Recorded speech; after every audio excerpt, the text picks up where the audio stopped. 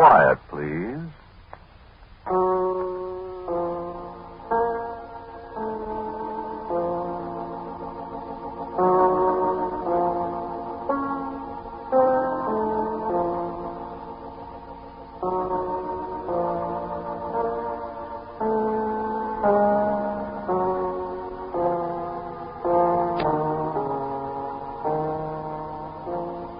The Mutual Broadcasting System presents Quiet, Please, which is written and directed by Willis Cooper, and which features Ernest Chappell.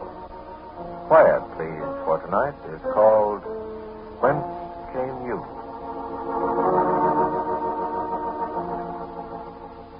I came from Jerusalem. I've traveled in the East a good deal in the last 20-odd years, and I flatter myself that I know my way around. So when I got off the plane at Cairo, I didn't start for the camp right away as a good storybook archaeologist would have done. I made a beeline for Shepherd's in the room I'd left a couple of days before when I went to Jerusalem. A bath, a gin and tonic, and a large batch of mail from the States. What more can a man ask? In Cairo on a hot night? But of course it was too good to last. Just gonna let him knock. Hey, Austin, wake up. Now, who's that? Hey, it's Dave Feldman. Dave Feldman? Hey! Hi, Austin. We got from State and Matters. Well, I'll be darned. Come on in. What are you doing here? What do you got there? I do get around, don't I? This is gin and tonic. How are you? Well, I'm fine, but come in. Well, sit down. You're the last man in the world that I... Here, take a gin and tonic before I drop it. Well, l'chaim. L'chaim in spades, Dave. By golly, I'm glad to see you, boy. I'm glad to see you. I've been looking here for 3 days waiting for you to come back. Hey, you look skinnier. Will you go out and dig holes out there for 6 months, lad? You'll take off some of that fat, too. Me, fat? Go away, you're kidding. Well, get your shirt on and let's go see the town. Sit down. Come on, what you doing here? Business? Yeah, what kind of business? Newspaper business, Natch. What's cooking in the Middle East and stuff. Say, how do you get more of these things? We'll get on the bar in a minute. They're colder down there. Well, go on. Tell me about it. Well, you know, Eddie Hefferkamp just called me in and said draw some dough and go east and send up some stuff for the Sunday feature section. The trip's making a monkey out of us again. So I remember the dear old days on the Midway, you and me, and you're around here, so let's go see the town, huh? Well, I'll be darned. When'd you leave Chicago? Day before yesterday. Oh, boy. Yep, the loop's still there. They still got the Burlicue shows on South State Street. The Michigan Avenue Bridge is always up. The Cubs are in 7th place. Now? Now what? Now we go see the town? Come on, put on your pants. You never been in Cairo before, have you? Me? Not me. Why? Well, if you had, you wouldn't care much about seeing it, my boy. Yeah? Yeah. But, women. You had a good look at any of them? Have I? Oh, boy. What? The one that's waiting for you downstairs. Waiting for me? Wow. What are you talking about? I don't know any women in Cairo. Well, there's one who knows you. Why, you're crazy. I'm telling you. How do you know? She's been waiting down there for 3 days. I've seen her. What'd she look like? Oh, boy. Not a native. Cleopatra. Is this one of your bum jokes, Abe? I give you my word of honor. I don't get it. Come on downstairs and you will.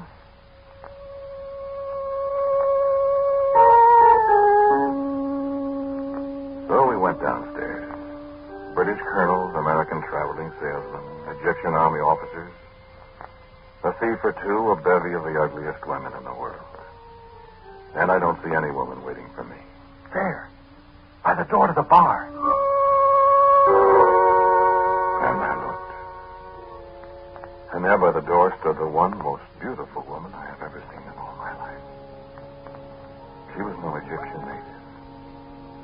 She might have descended from one of the marvelously lifelike paintings of a queen of the Hathor dynasty that I'd seen on the walls of tombs 2,000 years old.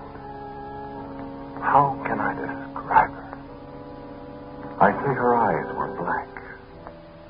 Her hair was black and cut in the manner of the days of the shepherd kings that ruled the valley of the Nile 1,000 years before the pyramids were built. Red lips that smiled at me slowly. I felt my knees tremble as she looked into my eyes. Come on, let's go ask her if she's got a friend. And when I looked back at her, where'd she go?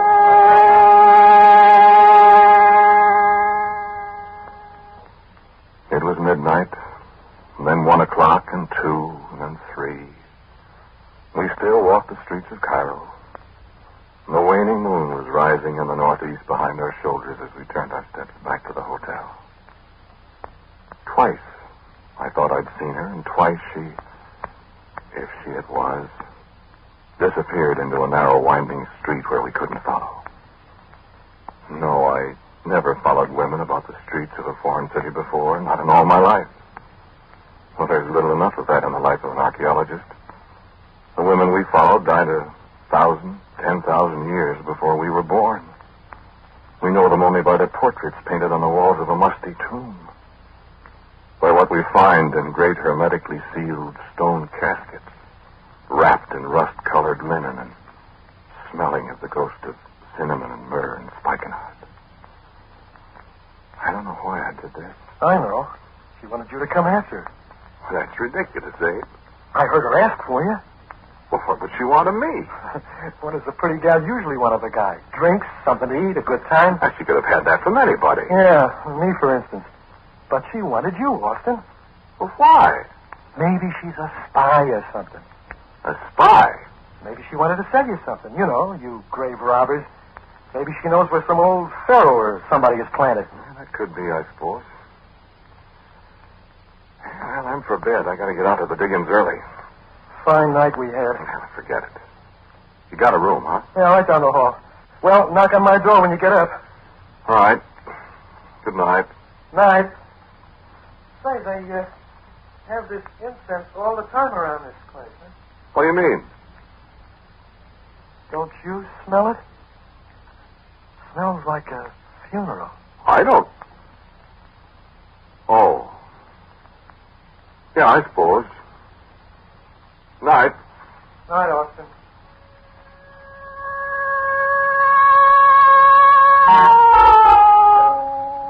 I could have told him what the incense was.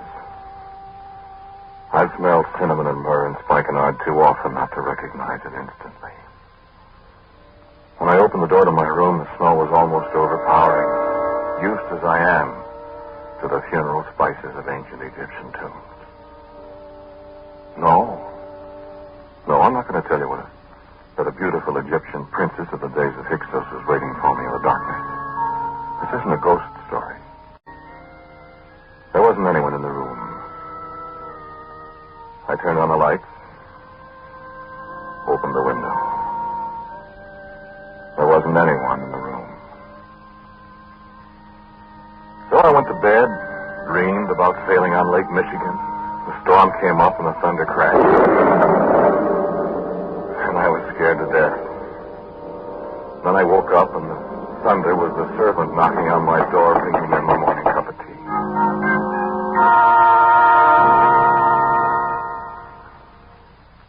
Abe and I got in my Jeep and rode out to the excavation. It's quite a distance from Cairo.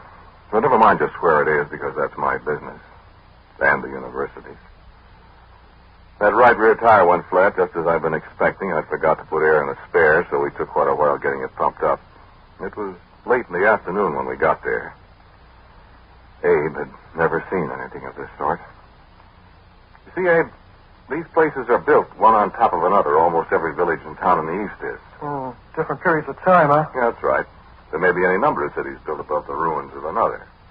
All we do is dig out the top one, you see, recover everything we can that's of historical importance, then go on carefully down to the next.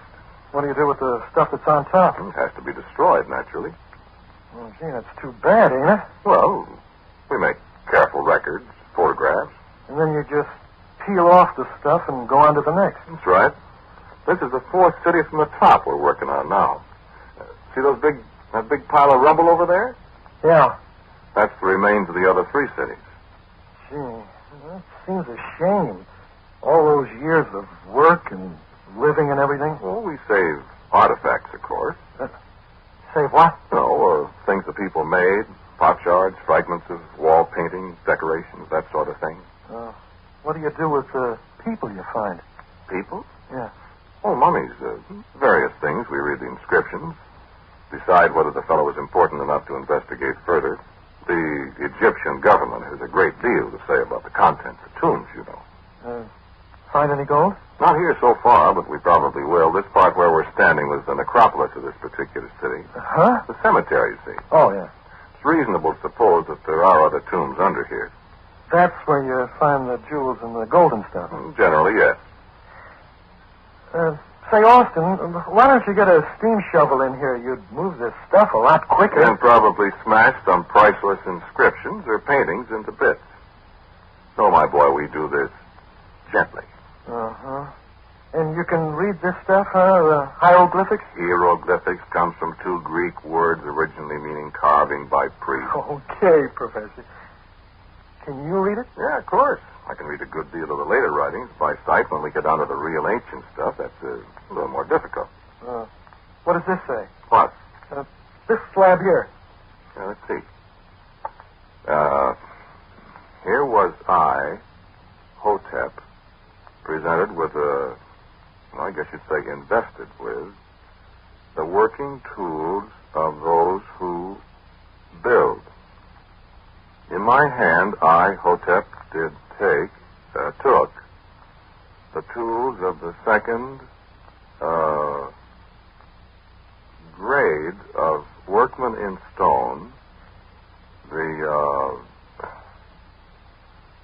plumb, the square, and the level, huh? How'd you know? There were masons in those days. Well, sure. How do you think they built all this stone stuff? Hey, look at that. What's that there? It's a name. Hey, look at that. What's that there? It's a name. Sholem. It's probably Solomon. Yeah, this was in Solomon's time. Right alongside the name. The middle stone of an arch, which is secret. The keystone. These fellas didn't know how to build an arch. Oh, that's right. They didn't. Why are you so excited about it, though? Hey.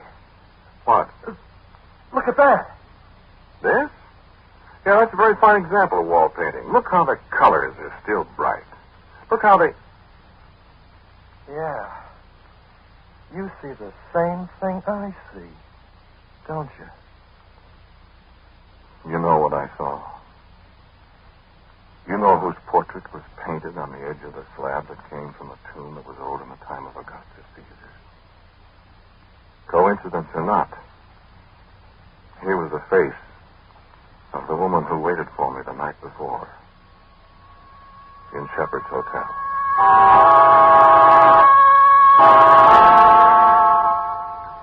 It's amazing how racial characteristics persist through centuries in Egypt. I have seen Egyptian men who might have been Tutankhamun's own brother. I've seen women, but you wouldn't blame me for feeling my hackles rise a little at this uncanny resemblance to the woman who disappeared. I kept smelling myrrh and spikenard and cinnamon. But I hadn't much time to think of it then. Martin Weaver, who was in charge of the actual excavation, came up behind us. Well, I'm glad you're back, Orson. Oh, hello, Martin. How are we doing? Dave Felton, Martin Weaver. How are you? Hello. Well, day before yesterday, we broke through a place, Orson, that goes down to the city underneath this one. You did? Yeah, one of the workmen found a big sandstone slab, and we cleared it away completely. I've got the big shears rigged over it now, and I thought we'd wait till you got here to lift the slab. You want to do it tonight or what? Oh, gosh, let's do it now, Austin. Well, what do you think? Getting dark. Let's have a look at it. Okay. Well, I'm glad you're back. Bring anything to drink with you?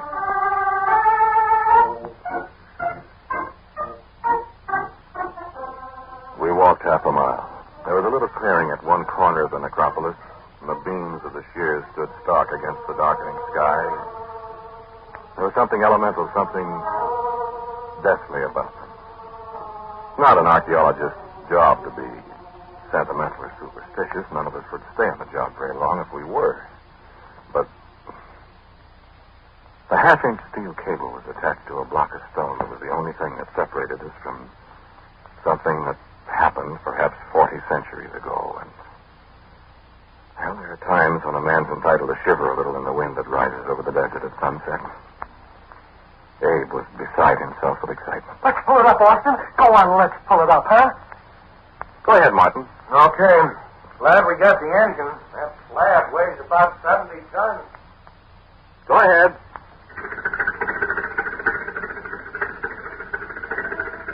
A little higher. Gosh. The air was down there. That air you're breathing, Abe, was breathed by pharaohs long before Moses led his people out of this country. Gee. Okay, hold it, Martin. Right. You going down there, Austin?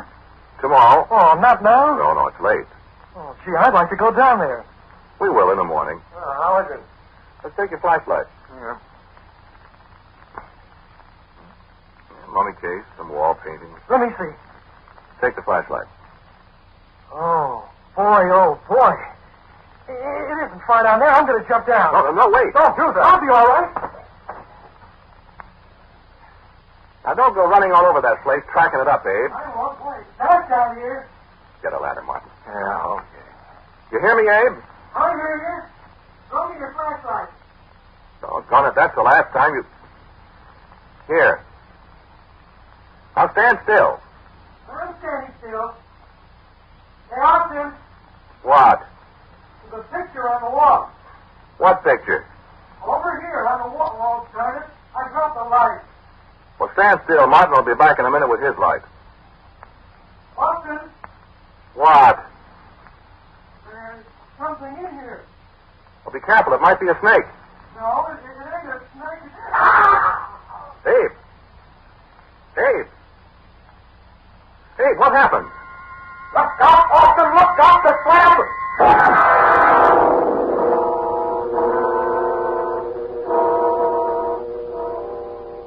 We worked all night long, Martin and I, splicing that steel cable and raising the heavy slab that had imprisoned Abe in that place of the dead.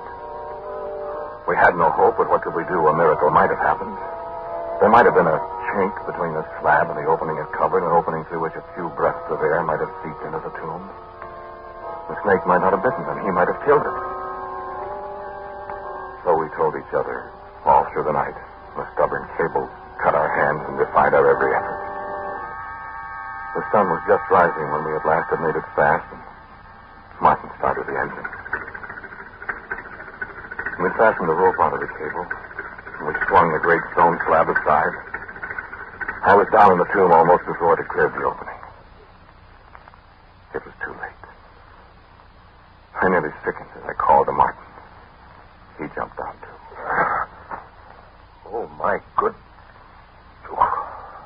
What happened to him? I thought it was a snake. No snake did that. No. I saw a pigeon once that a hawk had been at. We'd have been too late even if the slab hadn't fallen. Well... Austin. What? That mummy case. Was the cover off it last night when you looked down here? No. Why, Abe couldn't have. That lid weighs 10 tons. Then we looked down into the stone coffin. I hope I shall never see the like of that again. What is it? The mummy of a man. A tall man in a robe of gold cloth. Not wrapped in linen bindings, just a robe of gold cloth with strange symbols woven into the cloth. And his head. Not a man's head. The head of a hawk. No, not a mask. We looked carefully. A man with the head of a hawk. And the hawk's beak all dabbled with red. I didn't believe it either. It couldn't be. But it was. It was the father of all the Egyptian gods, Osiris. Osiris, the brother husband of Isis, the founder of the world's first empire. Osiris, who was murdered 16,000 years ago. And his body was hidden by Isis, his wife, with a blasting curse on any who might find his tomb. It was impossible. It couldn't be. But there it was. And Martin and I and the dead man were there in his tomb with him. And the curse hung heavy in the musty air around us.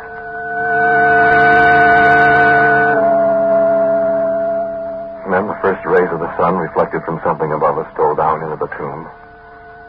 And I saw the pictures on the wall. I saw Osiris with his hawk's head.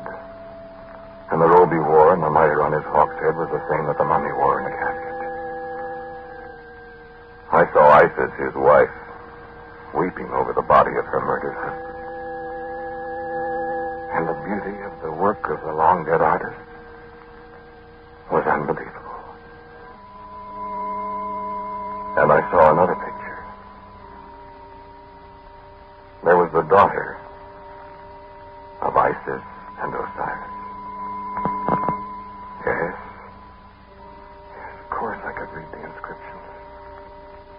Yes. Of course I could recognize her face. I'd seen it before. In the lobby of Shepherd's Hotel.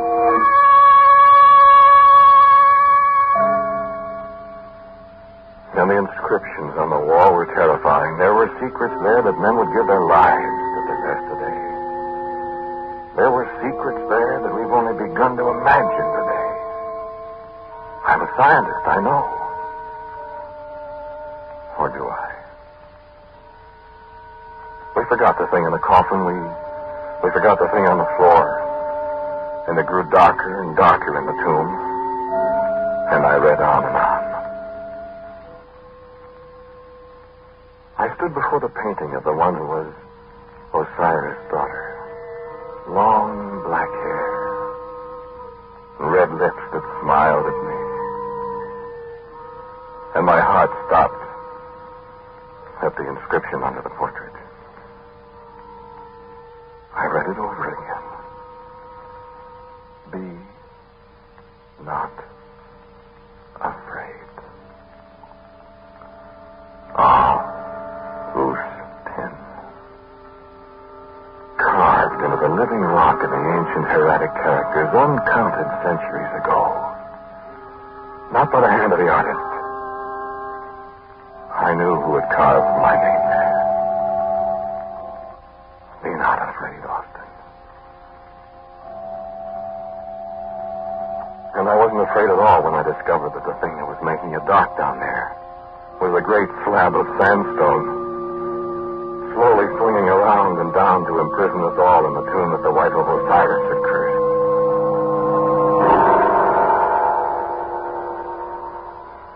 Martin Weaver was a very brave man. Martin Weaver didn't scream and cry in the heavy dark. Martin Weaver talked to me quietly. It'll be all right, Austin. The workmen will be here before long, and they'll see the slab, and Ibrahim knows how to run the engine. I hope so, Martin. I hope they'll be in time. They'll be in time. He'll start the engine and pull the thing off. All right. I hope so, Martin. Sure. They'll know that something's wrong. Where are you? Right here. Well, stand still. I am standing still. I thought I heard you move.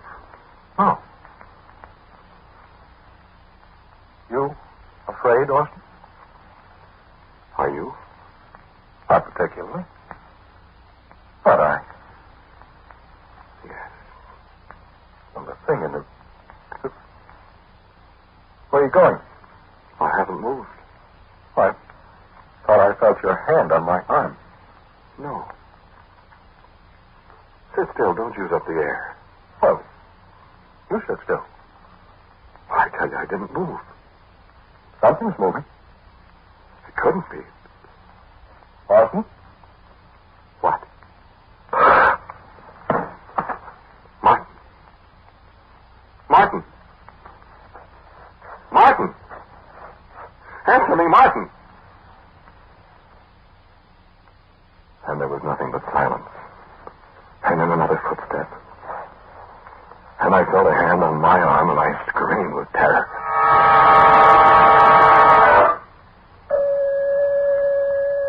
But it was a gentle hand, and it led me gently away from where I stood in the dark. And I followed. I hit my head on a solid stone wall. My feet dragged as I followed whoever it was through a door that I knew couldn't be there. And a voice breathed in my ear. And I smelled cinnamon and myrrh and spikenard. And I followed on. And soon there was a glimmering of light ahead of me, and I felt the hand release my arm, and I walked on toward the light. Then, in a little while, another little room hewn out of the solid rock, and a light burning. A little bronze lamp at the head of a mummy case of lacquered painted wood.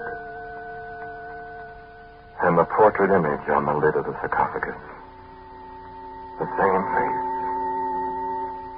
A smile. And I came closer to read the inscription I knew would be there. An inscription put there so many, many years ago. I have freed you, Austin. Now free me. My hand went to the fastening of the lid. When I looked up to the wall above, the portrait again, but with a difference. The same costume, the same jewelry, the same headdress. But the head was the head of a hawk, the head of Osiris' daughter. So I sit here, and the little bronze lamp is flickering low. No. I haven't opened the coffin. I'm afraid to.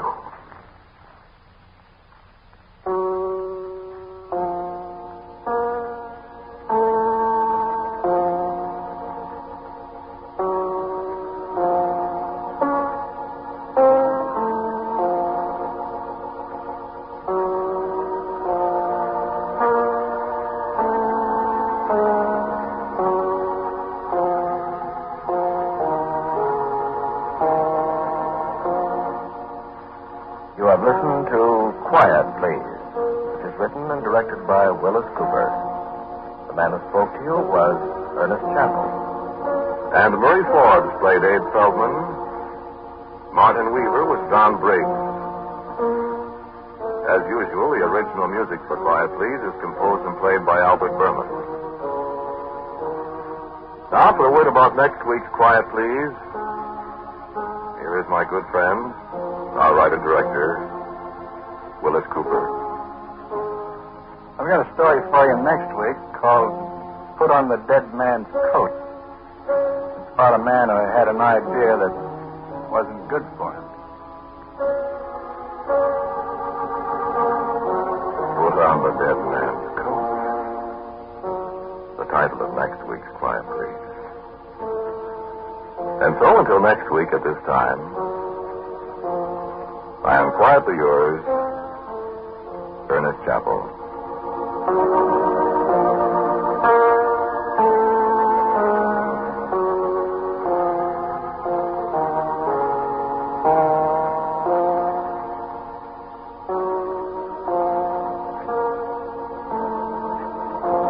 Quiet, Please comes to you from New York.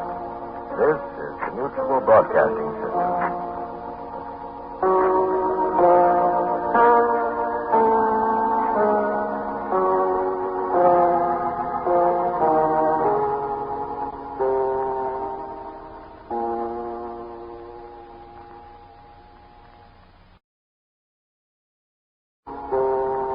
Spooky Ventures is the home for spooky content and spooky merchandise on the web.